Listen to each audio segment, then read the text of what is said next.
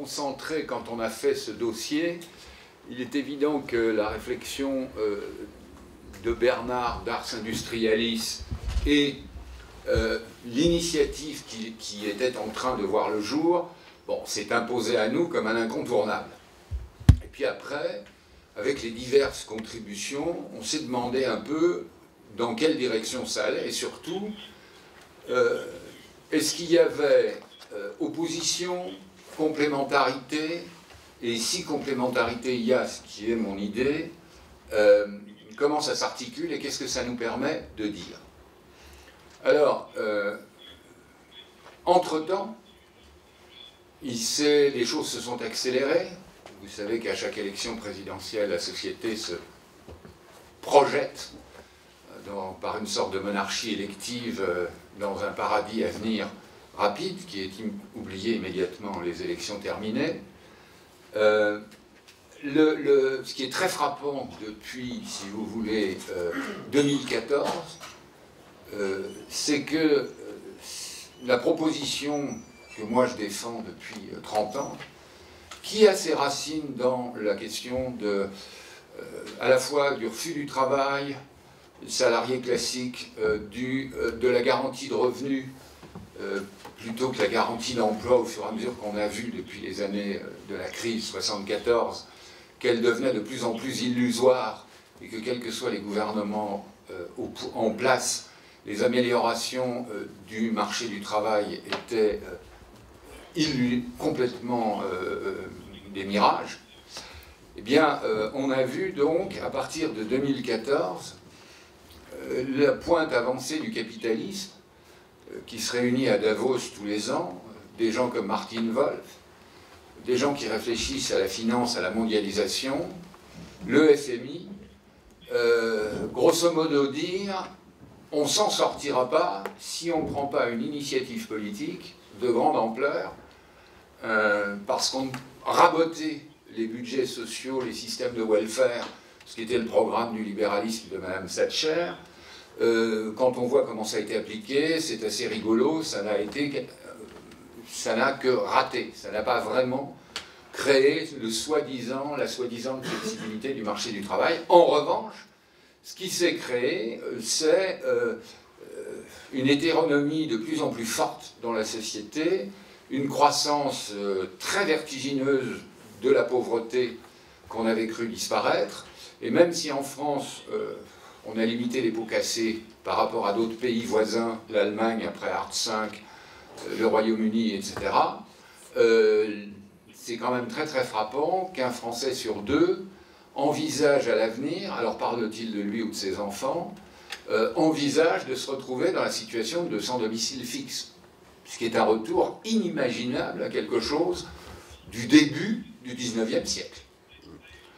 Alors même s'il s'agit d'une crainte et pas d'une réalité, les faits sont là, inexorablement, nous progressons de 1 à 2% de pauvres de plus par an, et en ayant des définitions très restrictives de la pauvreté.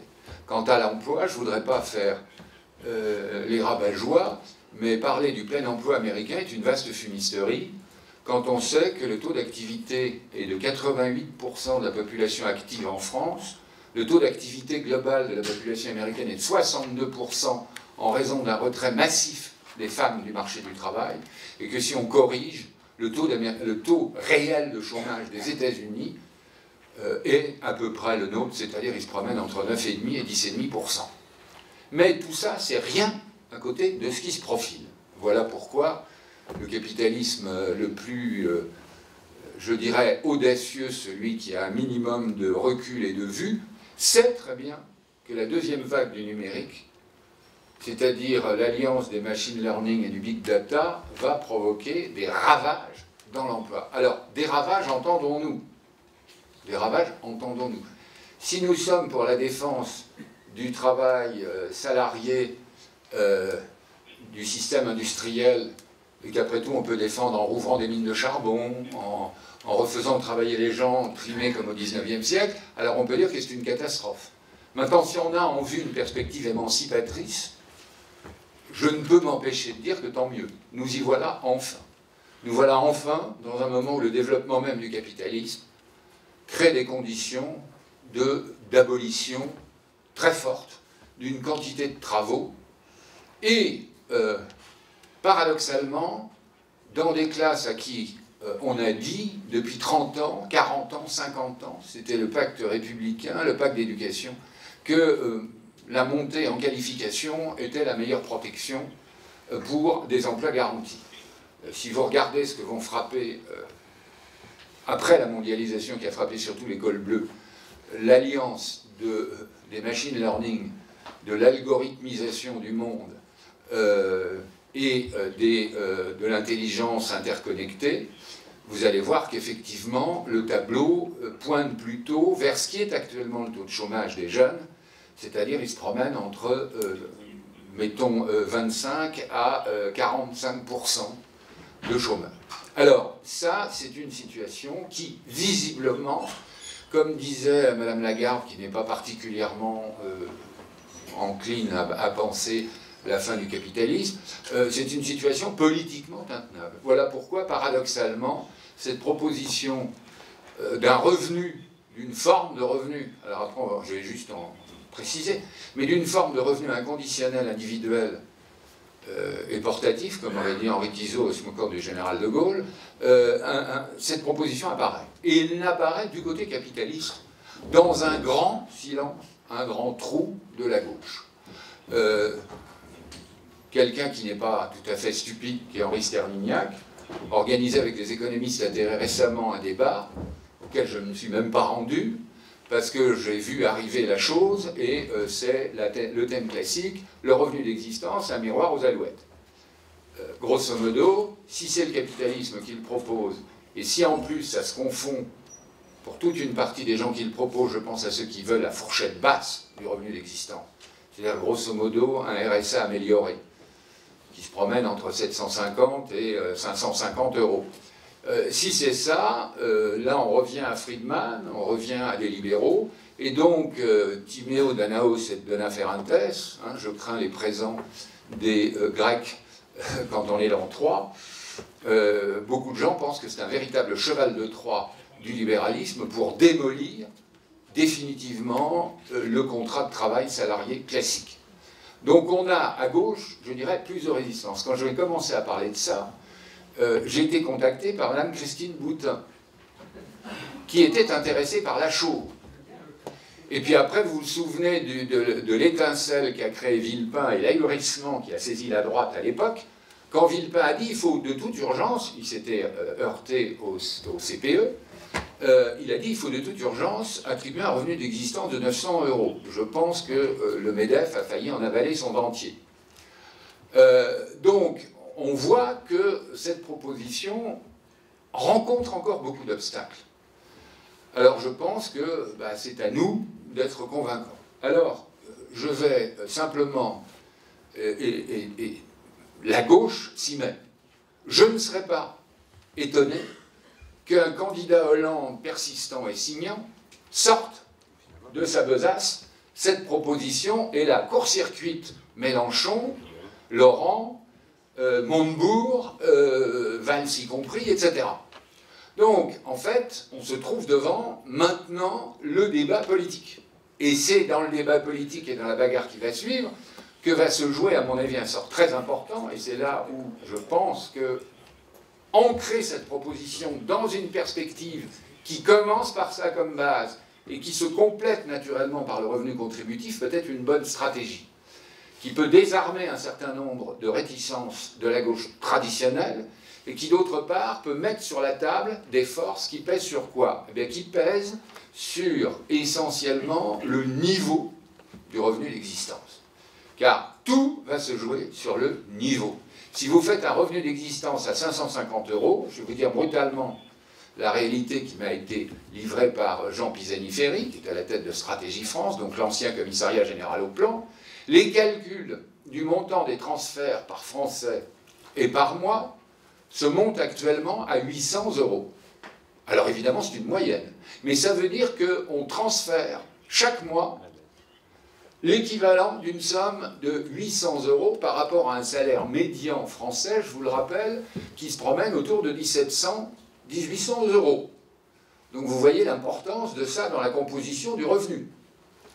Donc, il est clair que l'ampleur des transferts actuels, qui d'ailleurs amènent périodiquement toute une partie des ultralibéraux à hurler contre cette économie communiste. Quand j'étais en Chine,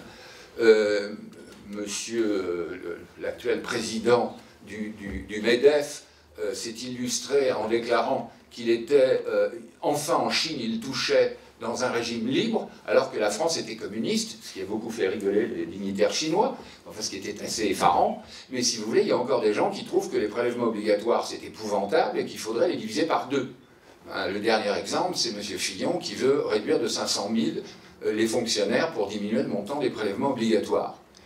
Alors, si on pense que actuellement, dans le système qui fonctionne actuellement en France, avec toutes ses imperfections, son système de santé qui se dégrade, son système d'éducation qui est déjà bien dégradé, sans compter le reste, je laisse de côté les forces de l'ordre, la lutte contre le terrorisme, etc. On a déjà un transfert de 800 € par mois. Si jamais vous acceptez une proposition de revenu d'existence qui se substituerait froidement à l'essentiel du système de protection et qui reviendrait à 550 € ou à 600 €, vous voyez qu'est-ce qui se passe.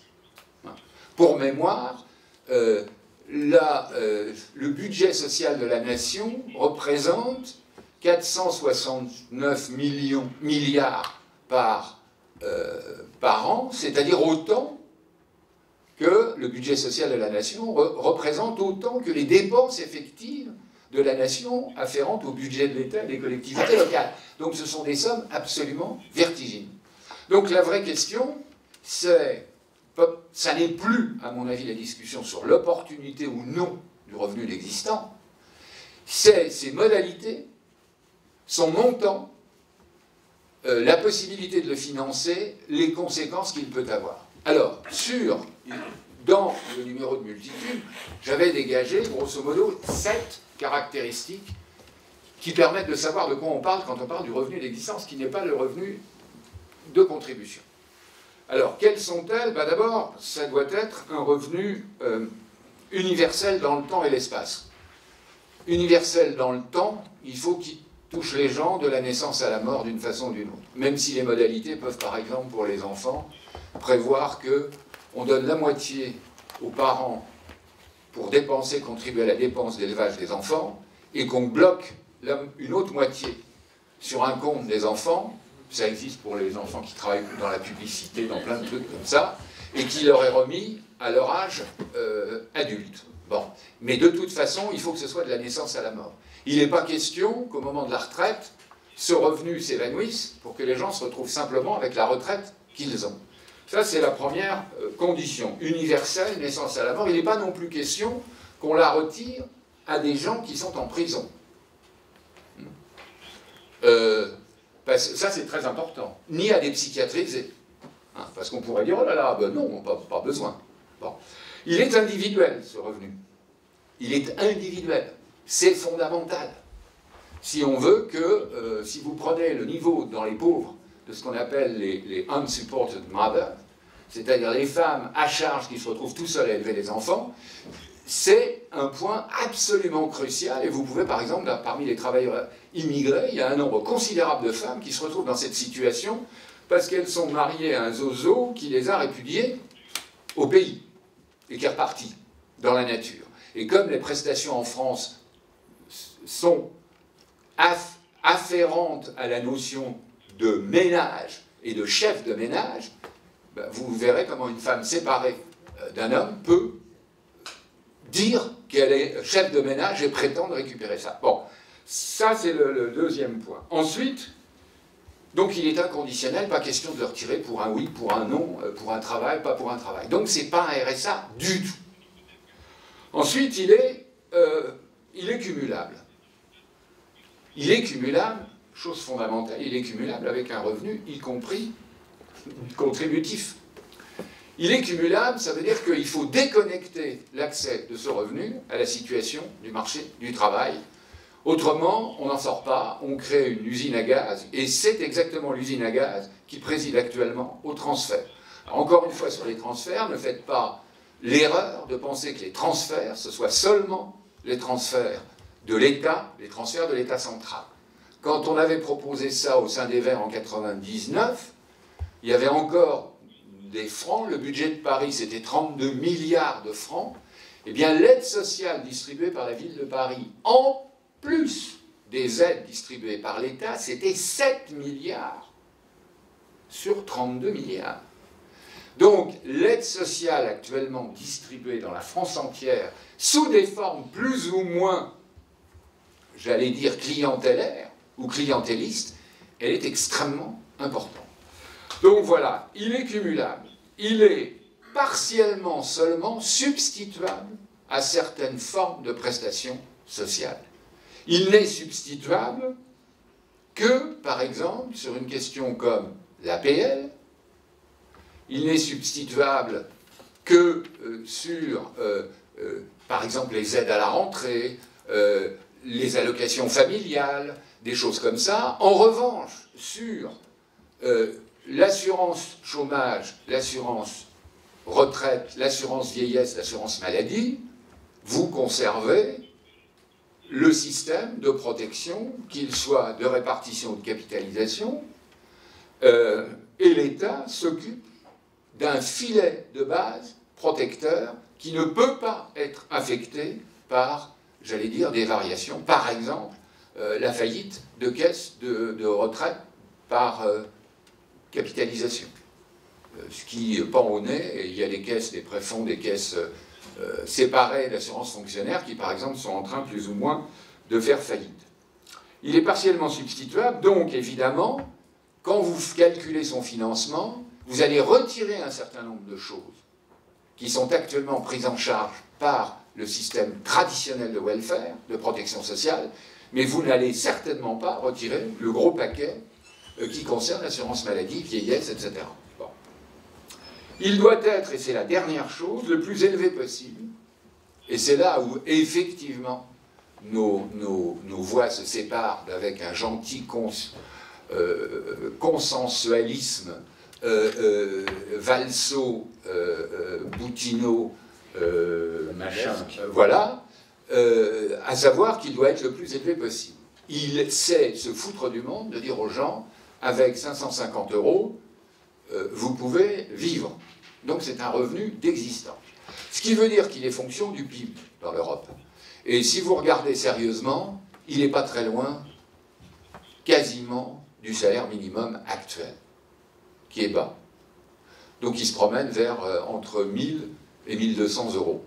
Et c'est pour ça que j'avais proposé 1100 €. Alors, les justificatifs, j'en ai parlé un peu. Alors maintenant, on arrive à la question de ce revenu. Il est fiscalisé.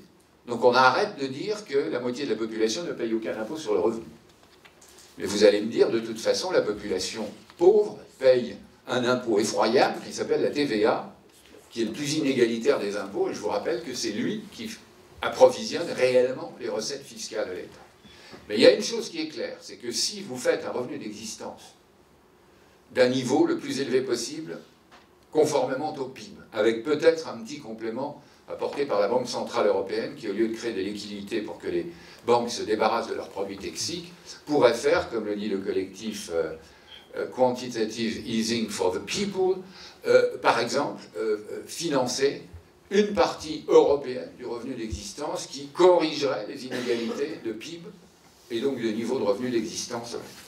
Alors, ce qui est clair, c'est que c'est une très grosse affaire. C'est une révolution complète de la protection sociale. C'est un saut équivalent à la création du welfare state après la Deuxième Guerre mondiale. L'effort, si vous voulez, que ça signifie, la protection sociale mise en place pendant la Deuxième Guerre mondiale avec Beveridge et mise en place partout, dans les démocraties occidentales, a représenté plus ou moins un effort de 100% du PIB.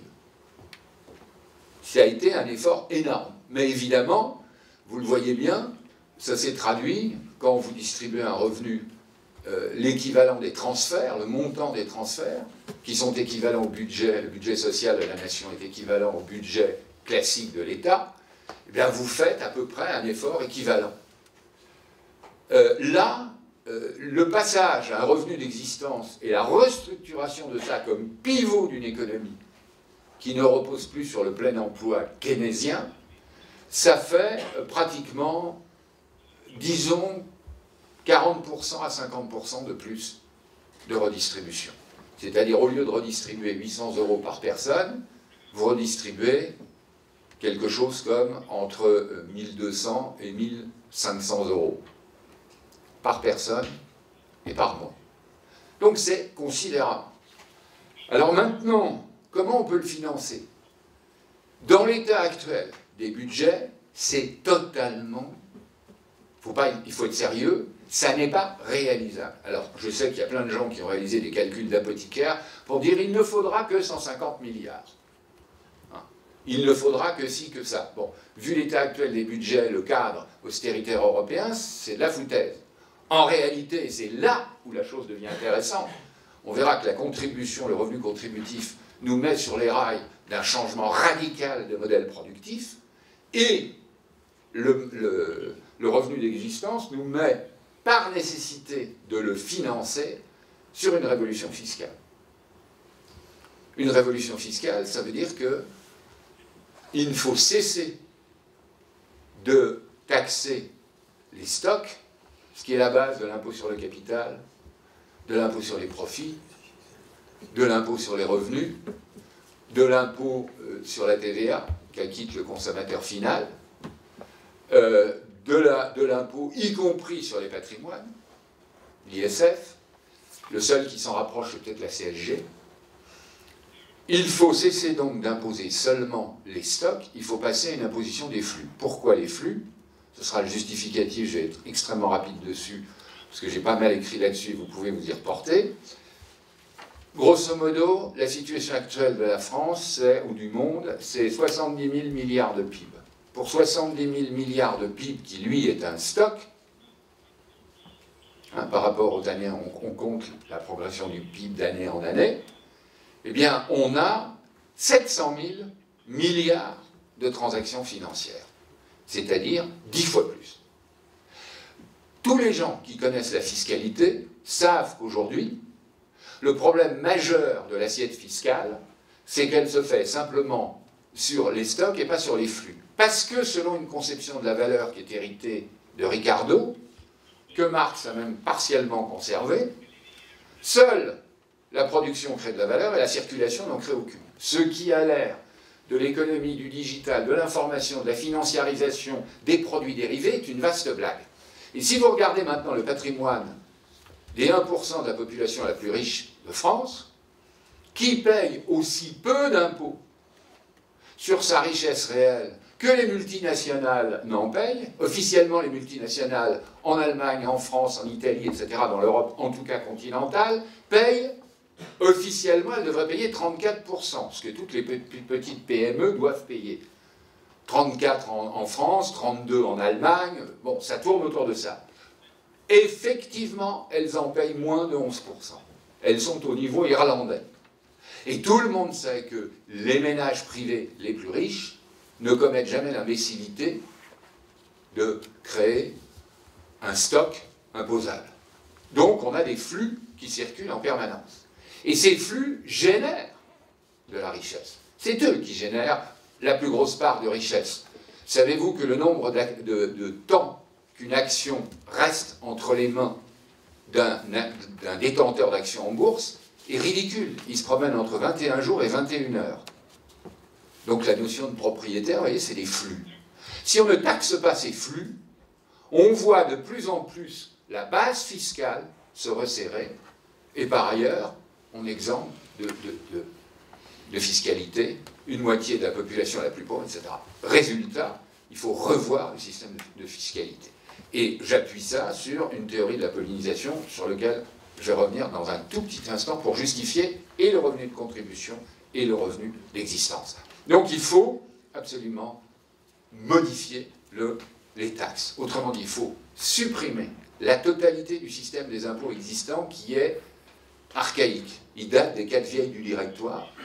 Il faut le remplacer. Et même l'impôt sur le capital, auquel croit beaucoup Piketty, est erroné, parce que l'impôt sur le capital, la mesure du capital, les mesures du capital datent encore de l'époque où l'essentiel du capital était matériel, et pas immatériel. Donc, il faut frapper tout flux financier et monétaire de 5%. Dans la situation actuelle, on pourrait même la baisser. Si vous faites 5% de 70 000 milliards, de 700 000 milliards, ça vous fait 35 000 milliards. Si vous faites le calcul pour la France, sur un PIB de 2 560 milliards, vous multipliez par 10 les transactions financières, vous les imposez à 5%, vous ramassez autant que tous les systèmes d'impôts qui financent la dépense en France. Y compris, vous ramassez, si vous voulez, y compris plus que ce que ramasse la contribution sociale des gens au système du budget social de la nation. Donc tant qu'on n'aura pas fait ce saut d'intelligence, on sera bloqué. Alors ça c'est la fin, et j'en viens maintenant, pour aller un peu plus vite, à la question du revenu de contribution. Est-ce que cette mesure suffit? Bien évidemment non, mais cette mesure est la seule qui nous assure, dans la crise que nous vivons, qui ressemble bien plus à la crise aperçue par Ricardo et la question des machines, c'est-à-dire la première révolution industrielle, qu'à la Grande Dépression des années 20, 30, ou la dépression, la longue stagnation de 1873-1895, elle ressemble à la crise qui a touché l'Europe de 1700, grosso modo, 60-80 à 1840. Je vous signale qu'on est, si on prend 75, vous comptez combien ça fait de dizaines d'années que nous sommes en crise, et c'est une crise qui ressemble beaucoup plus à ça. Dans cette crise, l'expérience prouve que si on n'est pas capable d'ajuster les profits, on a du chômage, un ajustement assez violent par le chômage, par la précarité, par la pauvreté, etc. Donc on a une véritable paupérisation. Une paupérisation qui renforce d'ailleurs l'idée de Bernard d'une prolétarisation intellectuelle. C'est-à-dire on a les deux qui vont ensemble. Donc il faut à ce moment-là absolument avoir une mesure comme ça qui recrée de la possibilité de gérer une transition de façon non catastrophique, je dirais apocalyptique. Alors, mais c'est une base. Ce revenu de base permettrait, ce revenu d'existence permettrait de liquider à peu près 95% de la pauvreté, qui, je vous le rappelle, flirte entre les 12 et se dirige allègrement vers les 19, 20, 25% de la population dans toutes les grandes démocraties.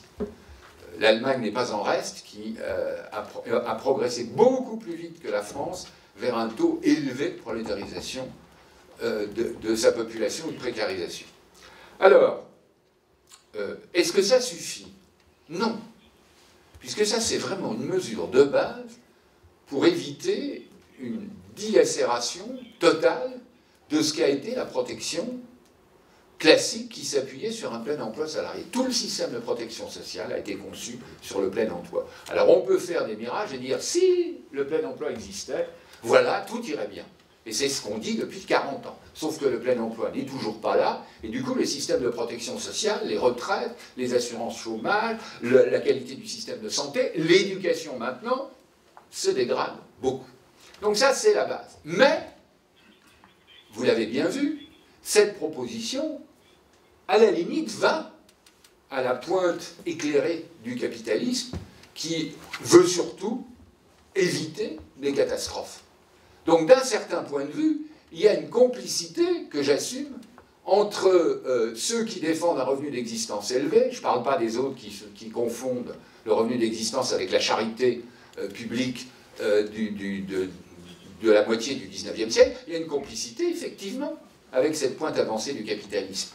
J'allais dire une complicité qu'intellectuellement, je trouve le mouvement accélérationniste soutient aussi, c'est-à-dire en disant oui, il y a un développement des forces productives, oui, il y a un développement du capitalisme, oui, il y a un développement des machines, et bien servons-nous-en. Au lieu de nous dire « Ah non, non, non, c'est pas bien parce qu'il n'y a pas assez de mineurs dans le fond des mines, il n'y a pas assez de gens silicosés, il faudrait qu'on revienne là-dessus pour que tout le monde ait un emploi. » Par parenthèse, le programme « Un emploi pour tout le monde, quelles que soient les conséquences », c'est un programme fasciste et nazi. C'est exactement ce qu'a appliqué M. Chartres. Parce qu'on peut aussi dire « Mettons tout le monde dans les industries d'armement, faisons marcher la machine guerrière et comme ça, on aura de l'emploi. » Alors, ça suffit. Il y a ce côté-là. Et dont on doit se méfier bien plus, je dirais, que les trucs misérabilistes à la Chalmer. Tu vois, les gens qui défendent un revenu d'existence qui était un RSA amélioré. Donc il faut se méfier de ça. Mais comment on peut s'en méfier? On peut s'en méfier en remarquant que si c'est pour simplement, si le revenu de base ou d'existence sert de transition pour éviter les rébellions anticapitalistes ou anti-développement du capital financier, c'est vrai que ce n'est pas suffisant, et c'est même dangereux.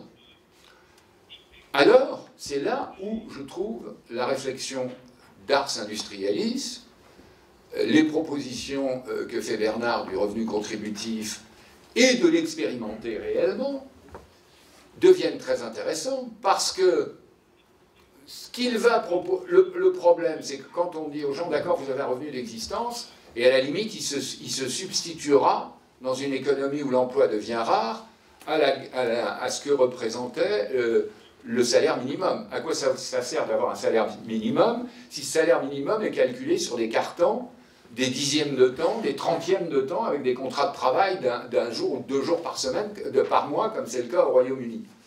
Donc, ça sert de base.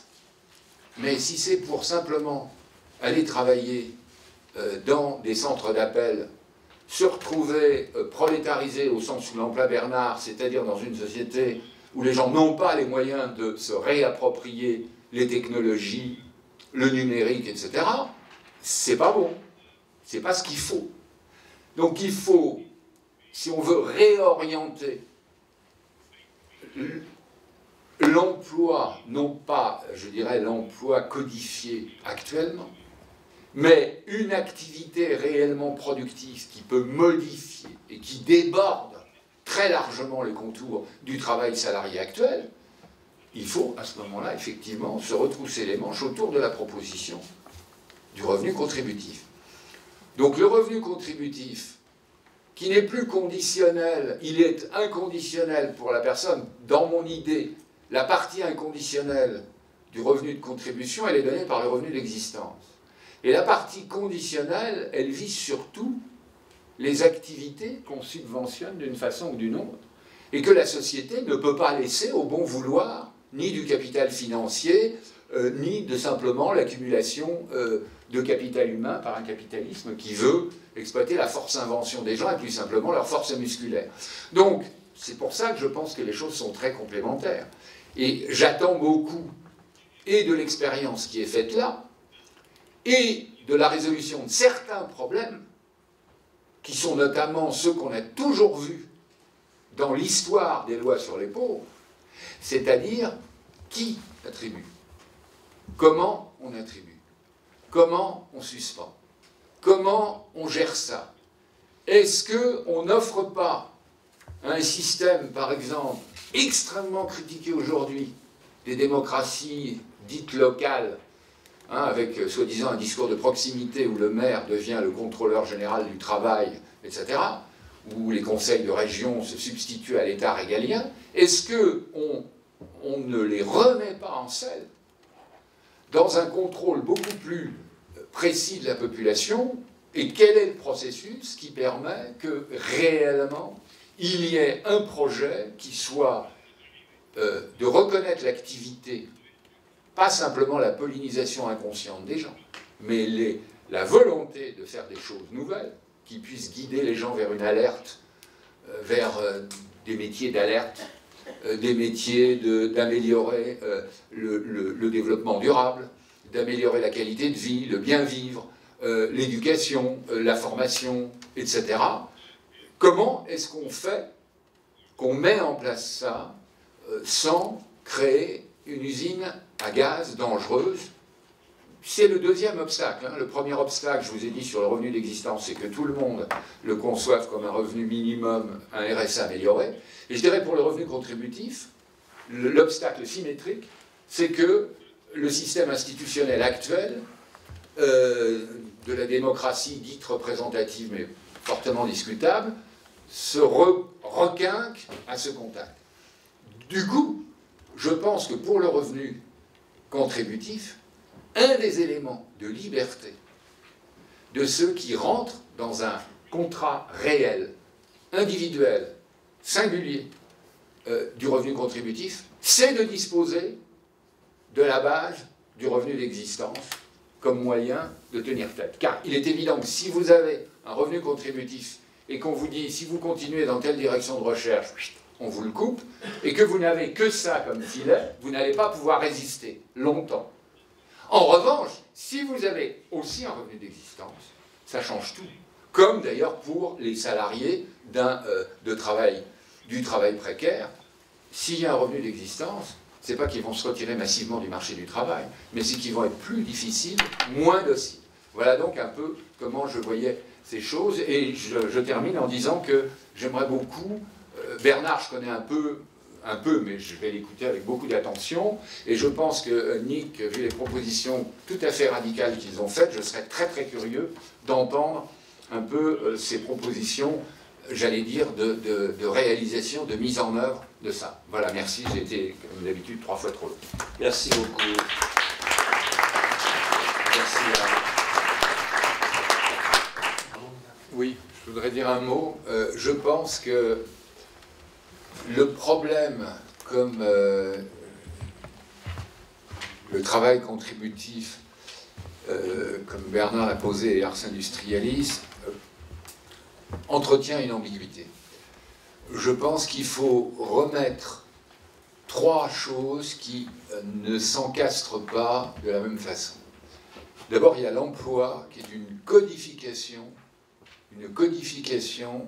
historiquement déterminée du travail. Si par travail, on entend travail valorisé du point de vue capitaliste. Et puis, il y a, comme englobant largement au-delà, l'activité, la vis activa, et qui maintenant, d'ailleurs, comprend y compris la vie théorique. Mais, et je pense que le paradoxe, si on prend par exemple les intermittents du spectacle, c'est drôle que tu aies mentionné c'est une origine commune, puisque moi, il se trouve que moi j'ai dirigé l'enquête avec les intermittents du spectacle, que seul Maurizio et Antonella ont fait le livre, mais on en a tiré des conclusions qui étaient relativement fortes, qui n'étaient pas tellement que ce qui manquait aux gens, c'était le temps de travailler. Ce qui manque aux gens, c'est le temps d'une activité auto-valorisatrice, négantropie, qui est de plus en plus la condition, petit a, de ce qu'ils fassent leur travail payé, leur travail rétribué, leur travail codifié sous différents contrats de façon satisfaisante, et deuxièmement que cette activité, ce travail ne soit pas destructeur pour eux. Donc d'un certain point de vue, je pense que quand les gens disent, comme le disait Nick, le travail, c'est bien, en fait, ils disent 2 choses qui sont... il est inconcevable de penser que quelqu'un soit inactif dans l'existence, ça n'existe pas, ça c'est un fantasme. Les gens sont actifs, c'est-à-dire que fondamentalement, comme l'être humain est coopératif, et c'est pas un loup pour l'homme, etc., avec toutes les théories du contrat, mais c'est le contraire, l'être humain est actif, faber, inventif, technologique, etc. Et de l'autre côté, quand les gens valorisent, quand ils disent le travail c'est bien, ils valorisent la reconnaissance sociale codifiée de l'utilité de tout ça. Au point que on a quand même institué, contrairement à ce que pense la vieille droite libérale française économique, qui n'est même pas libérale du point de vue politique, on a quand même fini par faire passer dans la tête des gens, et en général, qu'il y a des tas d'activités qui ne s'échangent pas sur le marché et qui sont fondamentales, à commencer par l'éducation, à commencer par toutes les choses que l'on fait dans la société et pour lesquelles on ne réclame pas immédiatement un paiement monétaire sur le marché. Autrement dit, civil servant, en anglais, il se trouve que le mot fonctionnaire se traduit, qui est un mot effroyable, le mot fonctionnaire, mais qui se traduit par un très beau terme qui est civil servant. C'est-à-dire, c'est le service du public, c'est une activité qui n'est pas nécessairement marchande, elle peut être rétribuée, mais qui s'élargit aussi aujourd'hui, car nous découvrons qu'énormément de choses qui font la richesse de la population, justement, sa négantropie et pas une espèce d'entropie désespérante, c'est le care, c'est le soin. Et ce soin, en général, fait l'objet d'une reconnaissance très médiocre par le marché. Voir la question des infirmières dans les hôpitaux, voir les questions du travail maternel, du travail dit domestique. Et en fait, on voit très bien que, si vous voulez, il y a aujourd'hui, pour extraire de la valeur capitaliste, donc qui va engendrer éventuellement du travail, qui va être codifié plus ou moins bien en emploi, et plutôt mal que bien, il faut qu'il y ait cette activité originaire, fondatrice, qui seule est la base de la consistance, de la richesse de la population.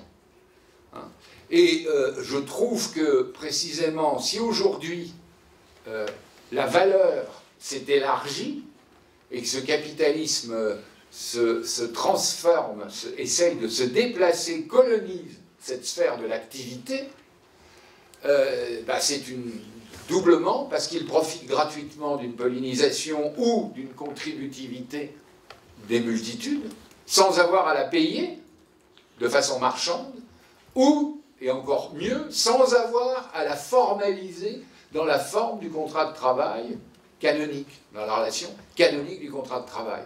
Et il est évident que le revenu d'existence, comme le revenu contributif, contribuent tous les deux à déplacer l'attention sur le contrat de travail, disons les gens qui discutaient d'arrache-pied la loi El Khomri, en oubliant tout le reste, vers, d'une part, le travail effectif dans la société, économie informelle, etc., et enfin vers l'activité des humains qui, seule, au fond, est la partie émergée de l'iceberg. Donc c'est évident que si vous dites les gens manquent, peut-être vont manquer d'emploi, mais il manque surtout de travail, moi je pense, j'ai envie de dire, les gens manquent d'activité libre. Alors c'est la même chose, on n'emploie pas le même terme de vocabulaire, mais les gens manquent des moyens de se déployer, de déployer leur force inventive et active dans des terrains qui sont laissés de côté, soit parce qu'ils contredisent de façon flagrante des projets de pillage planétaire et d'entropie généralisée, soit parce que, c'est un point très important, n'oubliez pas que le salarié est un dressage. Il y a dans la dimension du salariat une subordination, c'est un rapport juridique de subordination, de dressage, qui est vécu comme, lui, un élément implicite de la prolétarisation et aussi du fait qu'on gagne sa vie, on perd sa vie à la gagner et que pour gagner un revenu qui permet d'exister, on est obligé de faire des choses que l'on juge parfaitement nuisibles à la société. Donc quand les gens défendent le travail, il y a effectivement une idéologie socialiste du travail désastreuse, où la valeur travail reprise par Nicolas Sarkozy, des ouvriers des usines d'armement. On peut défendre la fierté au travail des gens des usines d'armement. Mais si on a une rationalité plus large, on peut dire que tous les gens qui travaillent à produire des externalités négatives sont nuisibles, et tous les gens qui bouffent plus d'externalités positives qu'ils n'en produisent sont également ont un travail nuisible et que nous reclassons, et je pense que l'importance de l'optique contributive, du travail contributif, c'est de faire la place nette, de permettre de mieux voir ce qu'est un travail néganthropique qui produit des externalités positives et de classer qu'est-ce qui est du travail improductif. Et là, on remplace la vieille définition de Marx, qui était complètement provocatrice, qui disait on peut être un travailleur productif quand on produit de la plus-value, même si on produit de la merde. Et Marx dit dans les Grundrisse, le capitaliste se fout éperdument de ce que produit l'ouvrier, du moment que ça fait de la plus-value, eh ben c'est du travail productif. Et trop souvent, le mouvement ouvrier a eu tendance à fermer les yeux sur une dimension sur laquelle l'écologie a retiré un mille projecteurs, à savoir qu'une quantité colossale de ce qu'on appelle aujourd'hui du travail, de l'emploi, et du travail nuisible qu'il faut démolir, qu'il faut détruire. Et au contraire, il faut le remplacer par des activités. Il est beaucoup plus important, effectivement, de s'occuper du care et de la misère psychologique, sociale des gens, que de simplement s'occuper de leur pourvoir un emploi à la Deng Xiaoping, qu'importe la couleur de l'emploi, pourvu qu'il occupe les gens. Parce qu'effectivement, ça, c'est de l'économie de guerre. Et je pense que l'idée ce que tu appelles de bien voir les critères de la conditionnalité, un des points, c'est de réécrire la carte du travail productif aujourd'hui. Je dis merci Kevin de ces questions parce qu'elles traduisent, à mon avis, elles sont très illustratrices des problèmes qui sont posés en vrac à propos du revenu d'existence ou du revenu contributif, même si ce vrac dissimule quand même des choses assez différentes. Alors, je ne vais pas m'intéresser, enfin, l'histoire sur le fait du chômage des jeunes, pas des jeunes, on va cesser de parler de chômage des jeunes à 25 ans, hein, les rapports du FMI, ce qu'on sait de l'âge auquel un chercheur ou un maître de conf, un universitaire arrive au travail, il est très simple, il est 38 à 39 ans, donc on est en train de parler des catégories qui se situent entre 15 et 40 ans. Donc on n'est plus tout à fait dans les histoires d'ajustement de statistiques sur les gens qui sont à l'université, dans les parkings de garage ou pas de garage.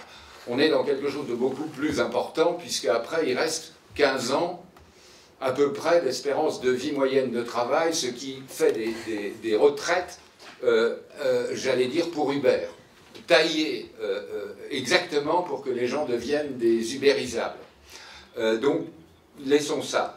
Sur l'emploi qui se partage ou pas, je vais vous dire quelque chose. Très franchement, les problématiques de l'emploi, j'en ai marre.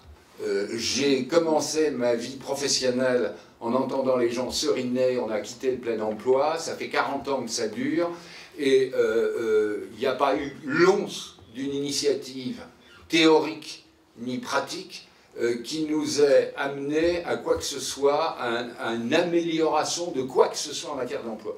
Ça fait très longtemps, en 1974, j'ai dit que les mouvements sociaux qui défendaient l'emploi, et ça se plaçait du côté des LIP, étaient idiots par rapport au mouvement qui défendait une garantie de revenus. Je pense que si le mouvement ouvrier avait obtenu des garanties de revenus, c'est-à-dire 5 ans ou 10 ans de salaire pour changer complètement de boulot, augmenter leur incapacitation, ils auraient beaucoup plus gagné que d'aller réclamer le maintien de l'emploi qui n'a servi qu'à quoi? Qu'à financer des industriels véreux qui ont de toute façon fermé les usines après.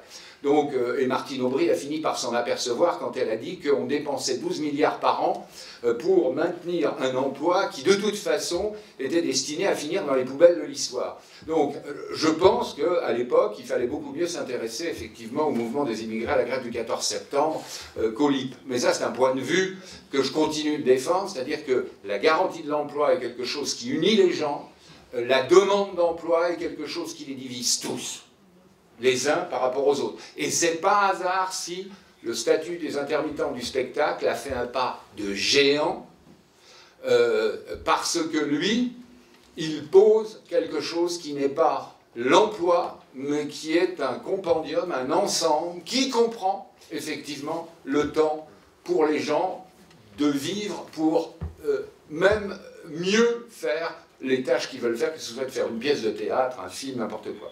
Alors, en revanche, il y a une chose qui me paraît intéressante. Alors, les conséquences créées par l'automatisation sur la... elle peut créer du chômage comme elle peut n'en pas créer. Autrement dit, vous êtes un Jean-Baptiste Say qui s'ignore. Vous êtes en train de me défendre la loi des débouchés de Jean-Baptiste Say. Vous êtes en train de me dire l'automatisation par la New Genie des métiers jacquards peut créer de l'emploi en amont par ceux qui fabriquent les machines, ou elle peut prolétariser ou non prolétariser. Mais j'ai envie de dire, on s'en fout. L'automatisation, elle est un fait tellement massif aujourd'hui qu'il est beaucoup plus important, beaucoup plus massif que ce que nos ancêtres ont vu en 1750, 1780. Et c'est beaucoup plus vertigineux du point de vue des conséquences sur toute espèce d'emploi. L'empaquetage, la manutention, les drones de livraison, les hôtesses qui accueillent, les hôtesses robots qui se louent 700 € par mois, soi-disant leur salaire, à l'entreprise, etc.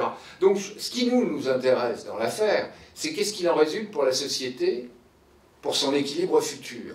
Et on ne va pas... Nous, on peut en penser que c'est effectivement grave, mais moi, je me contente de regarder les vigiles du capitalisme, et c'est des vigiles qui ont très à cœur qu'il n'y ait pas des émeutes qui puissent, par exemple, brûler la Trump Tower, ce qu'elle mériterait, tellement son niveau d'architecture dedans est une insulte à la moindre vision d'architecture, mais enfin, laissons ces considérations esthétiques de côté, mais on s'en fout. Ce qui compte dans l'automatisation, c'est ce qui se passe actuellement dans le capitalisme.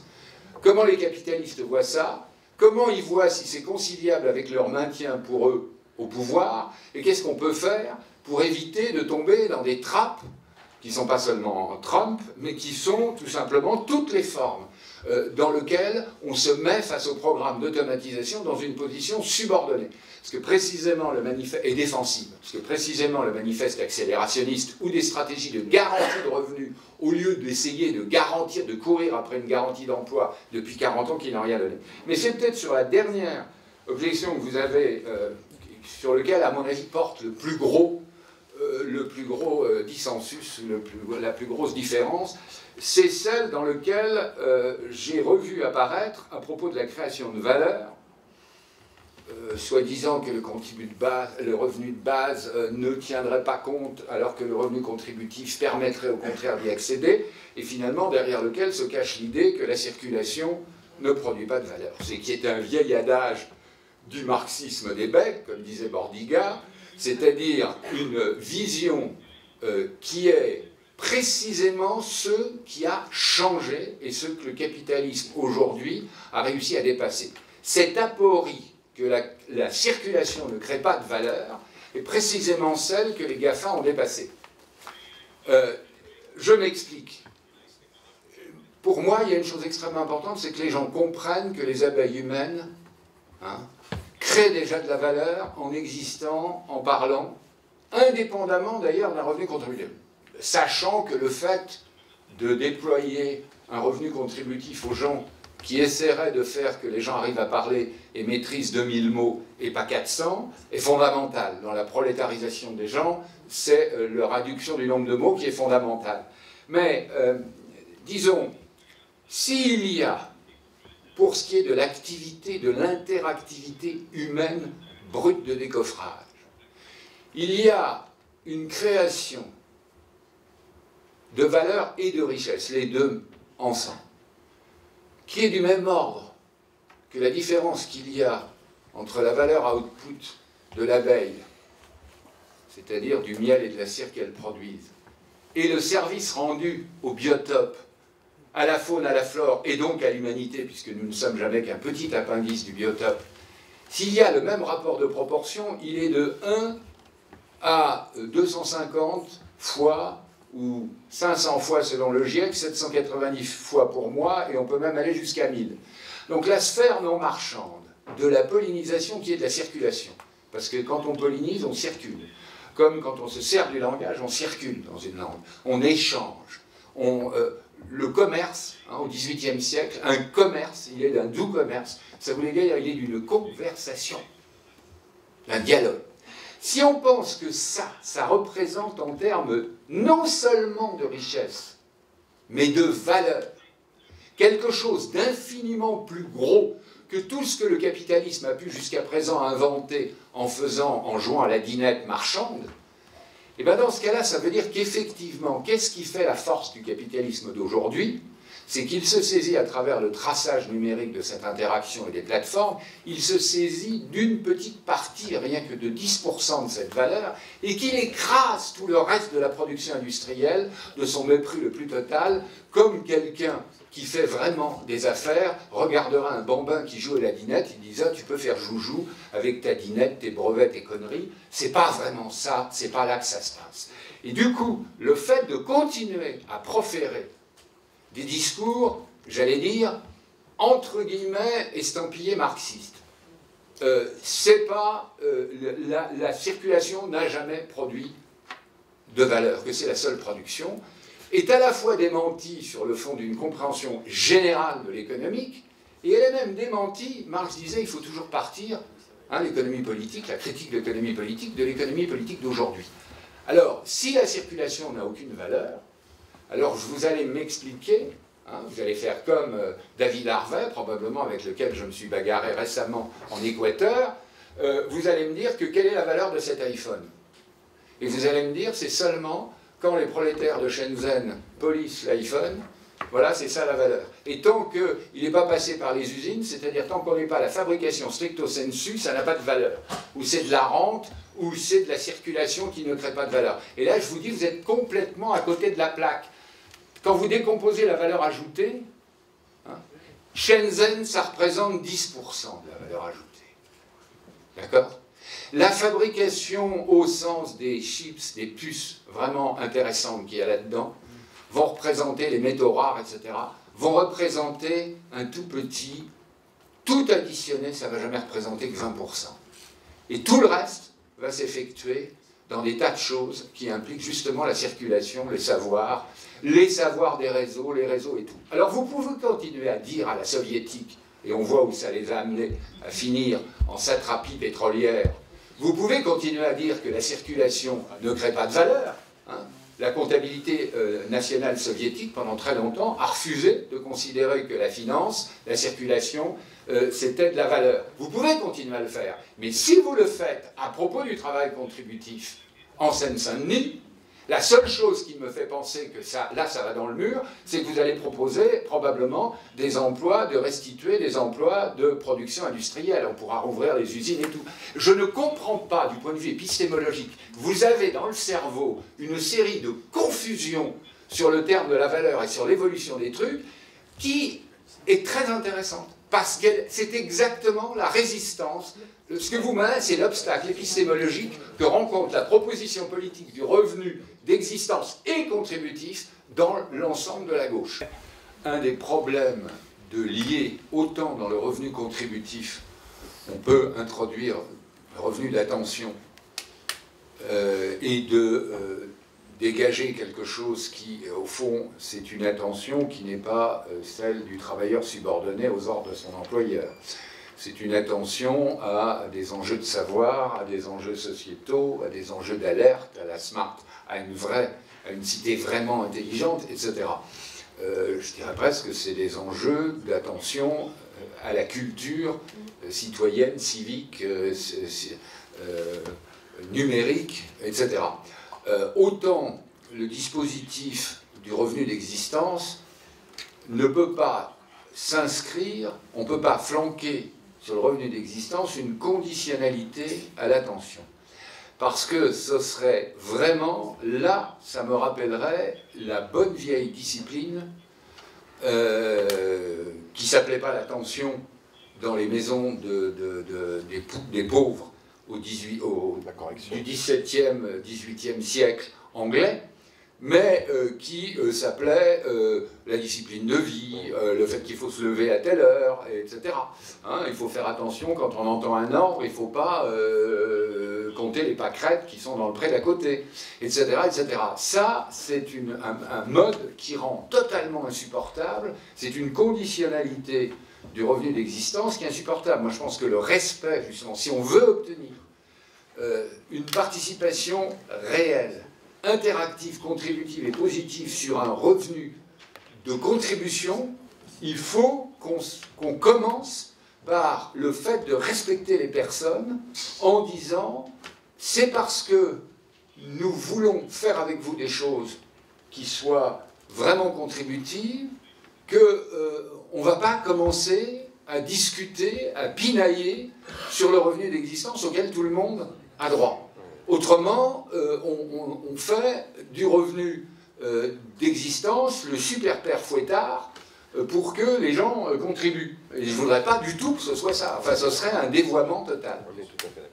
Juste une des questions qu'a posée Nick et qui me paraît importante sur le pouvoir, les mécanismes et comment, c'est de situer dans le débat qui est actuellement, quand on discute revenu d'existence, revenu contributif, sachant que moi j'aimerais bien que la région d'Aquitaine soit associée parce que en Aquitaine, c'est la seule région qui s'est saisie du projet d'expérimentation, ce coup-ci, du revenu d'existence et pas contributif.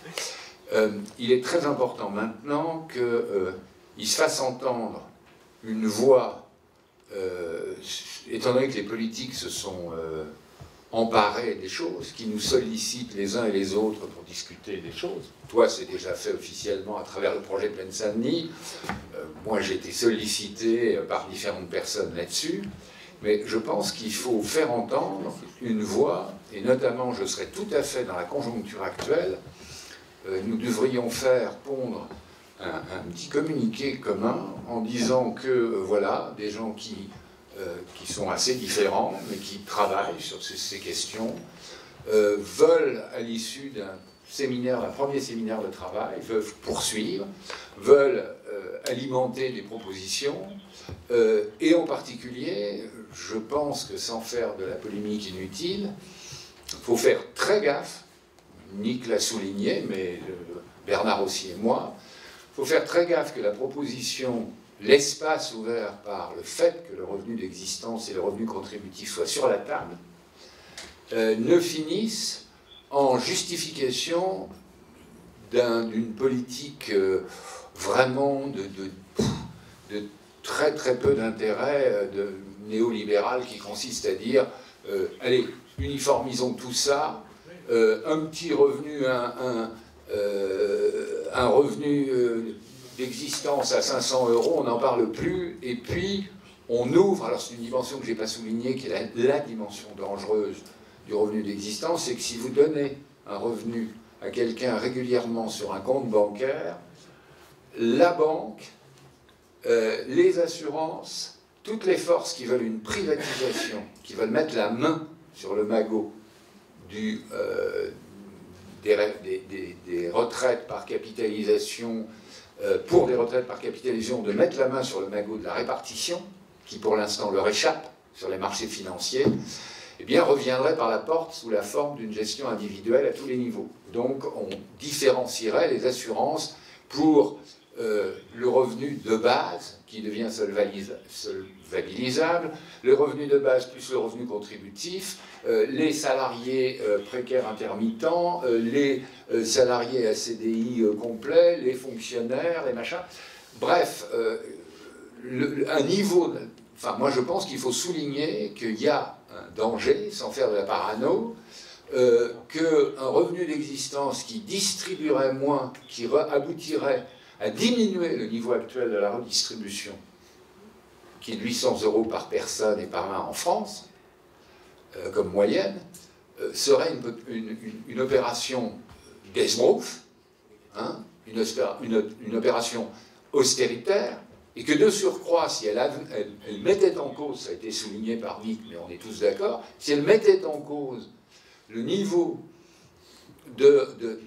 actuel du welfare state, dont on peut penser ce qu'on veut, qui peut être insatisfaisant, mais qui ne sera certainement pas amélioré si on privatise un certain nombre de prestations, assurance vieillesse, assurance maladie, etc., assurance chômage, ça, il serait très important de le souligner. Et de dire également qu'il faut discuter maintenant d'un niveau qui soit au-dessus, que la société, elle se pose la question d'aller au-delà de ce qu'a apporté le revenu, le welfare, justement creative welfare, d'en faire un instrument de développement humain, de bien vivre, de réconciliation des gens avec des formes de production dont ils voient surtout qu'elles les menacent dans la possibilité d'avoir accès à ce welfare, et moi je pense qu'un petit communiqué précis là-dessus s'imposerait en disant, ben voilà, il y a des groupes qui réfléchissent, on n'est pas encarté, on n'appuie pas telle proposition de tel ou tel machin, mais on invite ceux qui voudraient se positionner sur le terrain politique là-dessus à se confronter à ces exigences, et pour nous c'est un critère, si vous voulez, sans dire qu'on appuie tel ou tel. Je pense que politiquement ça enverra un petit signal qui n'est pas inutile. Parce que actuellement, ce que font les politiques, c'est qu'ils consultent, ils veulent consulter les experts, garder les experts comme un rapport au placard, on prend ce qu'on veut, on nous dit que la population n'est pas mûre, il faut bien là, donc on utilise le truc des experts pour faire tourner son propre moulin électoral. Donc moi je pense que le fait de poser la question ouverte et sous une forme d'augmentation de la connaissance par la société de ses mécanismes et de ce qu'elle peut essayer de faire, ce serait une bonne issue, entre autres, au-delà des multiples prolongements qu'on peut avoir, c'est-à-dire d'enclencher un séminaire, tu as cité la proposition de la Seine-Saint-Denis, mais on peut imaginer qu'on travaille plus sur d'autres choses. Qu'est-ce que veut dire l'interactivité, la pollinisation, l'interactivité équipée, quand est-ce qu'elle est bonne, quand est-ce qu'elle est négative, quand est-ce qu'elle est prolétarisante, et au contraire, quand elle est néganthropique. Voilà. Hein, tout à fait d'accord.